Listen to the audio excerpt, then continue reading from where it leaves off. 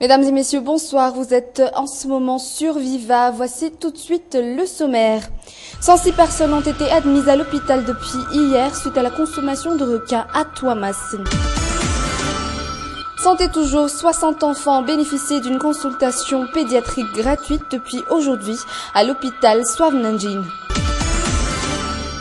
Les Philippins appellent à la famine. Les cas de violence et de pillage se multiplient 4 jours après le passage du super typhon Haiyan.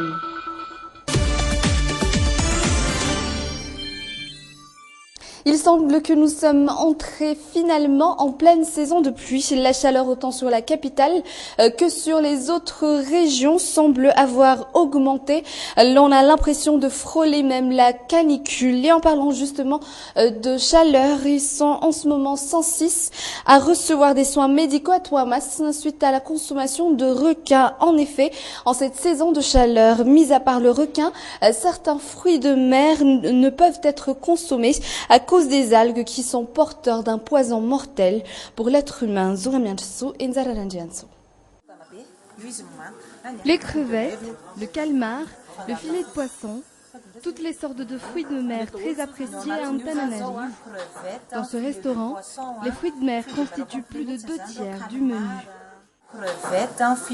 Les crevettes, les filets de poisson, tous nos plats sont en fait à base de fruits de mer.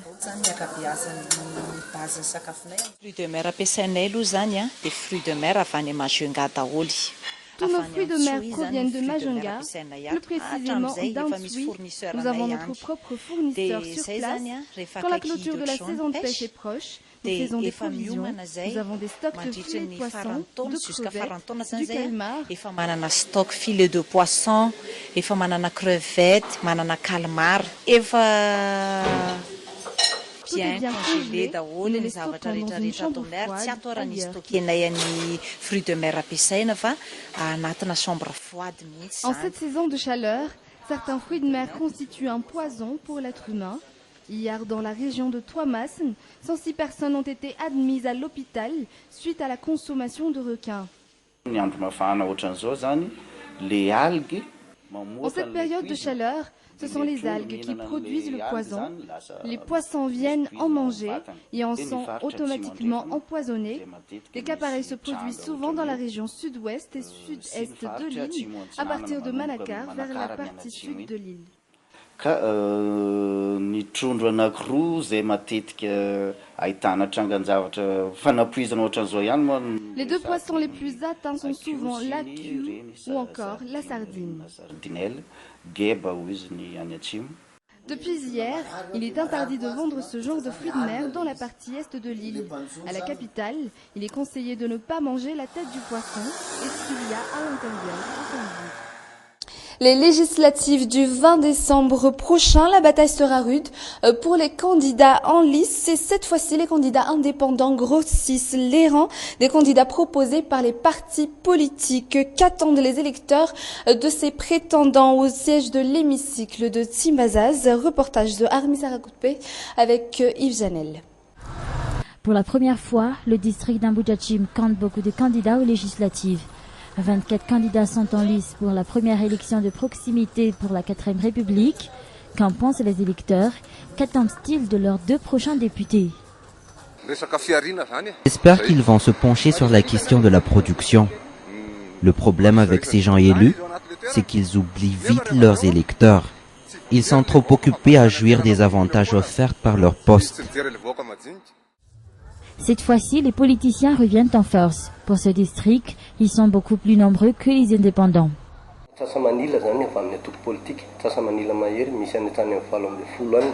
Pas moins de 18 candidats, soit la majorité des candidats en lice, sont proposés par des partis politiques.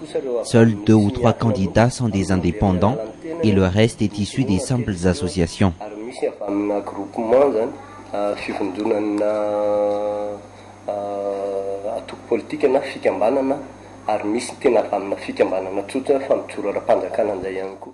Mais qui choisir?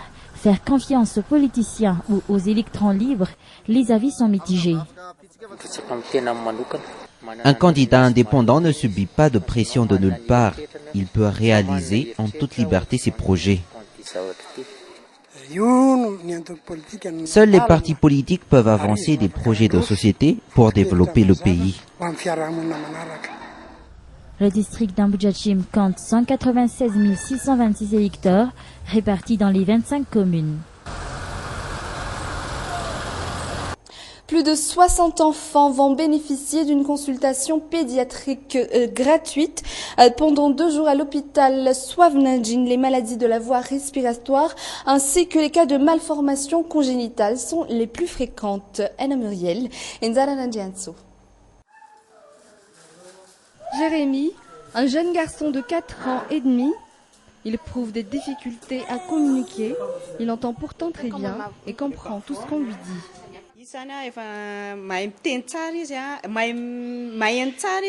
Il entend très bien, il assimile très bien également, mais il ne peut juste pas parler. Nous l'avons détecté à ses 2 ans, nous l'avons fait faire un scanner ici au Girard aérobique. Le résultat était normal, nous ne savons donc pas ce qu'il a.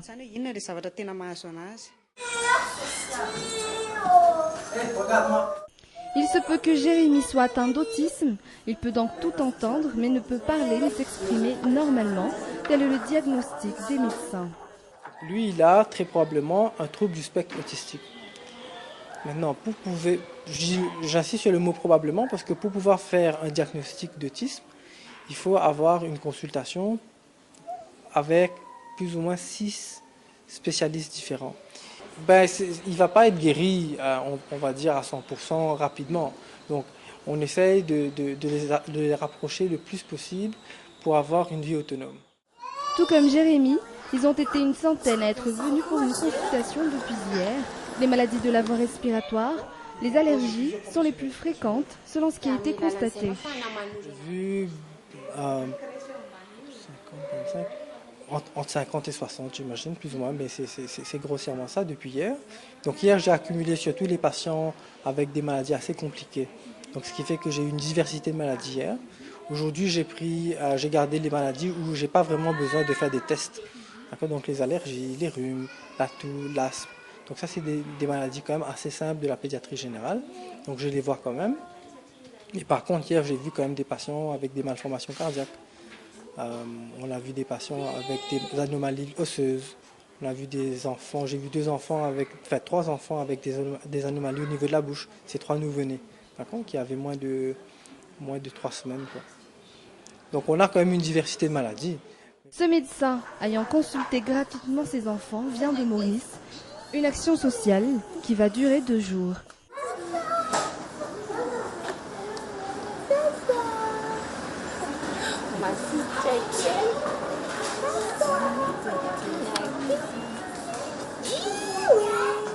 Cette 15e édition du Salon de l'Habitat sera exceptionnellement marquée par la Biennale des Arts de l'Océan Indien ainsi que la mise en valeur du patrimoine architectural malgache et la structure si particulière de la ville d'Analamang. Il y aurait plus de 120 participants et plus de 20 000 visiteurs sont attendus lors de ces 4 jours d'exposition au parc Forello Expo Tanzbat à partir du 15 novembre prochain. Et toujours dans cet axe, nous vous avons rapporté durant quelques jours la tenue du Salon international du tourisme et du voyage. Au Salon des expositions Colmar en France où Madagascar fut l'invité d'honneur et a fait en sorte de faire la promotion de notre pays. Qu'en était-il de cette participation en général? Les délégations malgaches étaient satisfaits. La visite de ce père de famille originaire d'Alsace pourrait résumer toutes les visites dans les stands malgaches. Peut-être oui. Et donc votre présence aujourd'hui à Colmar m'incitera peut-être à franchir le cap. Oui. Presque tous les visiteurs des stands malgaches à Colmar parlent d'un rêve tout à fait réalisable. Les 1000 mètres carrés ont sans cesse été remplis. L'ONTM espère que de tels événements se fassent fréquemment. Pour la première fois,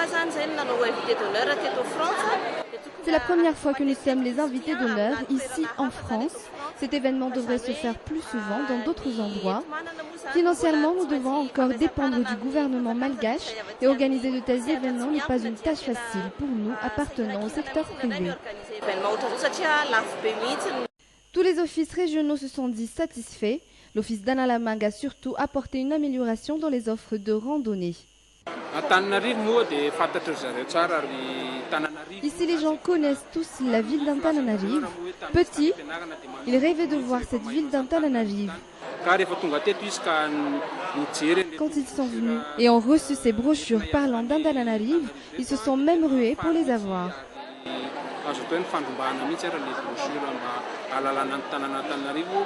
L'Office national du tourisme à Madagascar est sur le point d'organiser un autre événement où Madagascar serait encore un invité d'honneur, mais cela dépend encore de l'atmosphère politique à Madagascar. Et 4 jours après le passage du typhon Haiyan aux Philippines, l'on découvre l'ampleur des dégâts. Haiyan est certainement l'un des plus puissants typhons à n'avoir jamais touché terre. L'ONU parle de plus de 10 000 morts dans une seule ville du centre situé sur l'île de Leyte. France 24. À Tacloban, nombreux sont ceux qui poursuivent les recherches des corps de leurs proches. D'autres cherchent à les enterrer. Et pour cela, un seul moyen, le faire soi-même. Joseph est venu pour retrouver la dépouille de sa sœur. Pendant près de 3 jours, elle est restée aux yeux de tous dans la rue. Il doit désormais porter son cercueil à pied vers le lieu de sa sépulture. À quelques mètres, un homme tente de faire la liste de tous ses voisins morts. Nous avons trouvé une fille de 3 ans là-bas, une vieille femme là-bas, 8 enfants là, un homme et une femme ont été trouvés dans cette maison là-bas. Dans cette ville à elle seule, au moins 10 000 personnes auraient perdu la vie selon les Nations Unies. Et pour les survivants, le combat est loin d'être terminé. Milfred et sa famille ont survécu en s'accrochant sur le toit de leur maison, mais maintenant leur plus grande crainte, c'est la faim. Le problème majeur ici, c'est la nourriture. Beaucoup de gens en meurent car ils en ont besoin. Nous avons de l'eau, mais tout ce dont nous avons vraiment besoin, c'est du riz.